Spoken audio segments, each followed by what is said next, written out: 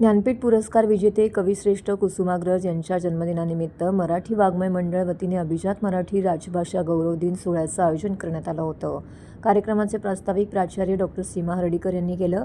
कार्यक्रमाचे प्रमुख आकर्षण म्हणजे अभिजात मराठी भाषेचे अक्षर सुलेखन सौंदर्य या विषयावरती आधारित प्राचार्य डॉक्टर सीमा हर्डीकर यांच्या संकल्पनेतून आणि उपप्राचार्य दीपिका तलाठी यांच्या मार्गदर्शनानुसार ठाणे शहरातील प्रख्यात चित्रकार सुलेखनकार आनंद विश्व गुरुकुलचे चित्रकला विभाग प्रमुख प्राचार्य योगेश पंडित यांनी साकारलेल्या तब्बल 2 फूट रुंद आणि 17 फूट लांब अशा भव्य सुलेखन पटाचे औपचारिक उद्घाटन कविवर्य अरुण म्हात्रे आणि प्रख्यात नाटककार महाराष्ट्र राज्याचे साहित्यिक सांस्कृतिक मंडळ उपाध्यक्ष आणि संस्थेचे सचिव गुरुवर्य प्राचार्य प्रदीप ढवळ यांच्या हस्ते व इतर सर्व मान्यवरांच्या उपस्थितीमध्ये संपन्न झाले।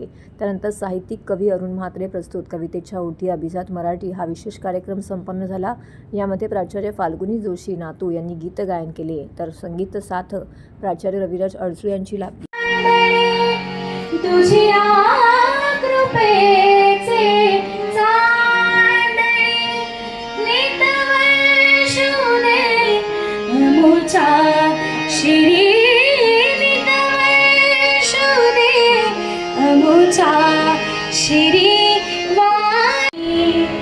मला वाटले अविट माझ्या मराठीचा छंद मना नित्य मोह अभंग कीर्तनातल्या दिवट्या साख्या आर्या भजनातली गवळणी मंचावर गायले जाणारे पोवाडे फटके सकाळी जातेवरच्या ओव्या म्हटल्या जात तसं प्रत्येक घराघरामध्ये कोणाची बाळांची अभंग किंवा लावणी सुद्धा म्हटली जायची। सुंदरा श्रीधरा अरुणोदय झाला उठिला वकरी वनमाळी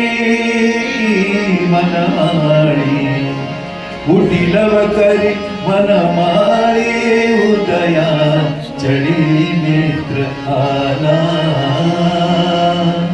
घनश्याम सुंदरा। आणि याचबरोबर गावामध्ये पूर्वी वासुदेव गोंधळी यायचे सकाळी सकाळी आणि त्यांच्या आवाजानं सगळं गाव जागं व्हायचं। तर मला या गाण्यासाठी आपल्या सर्वांची साथ लागणार आहे।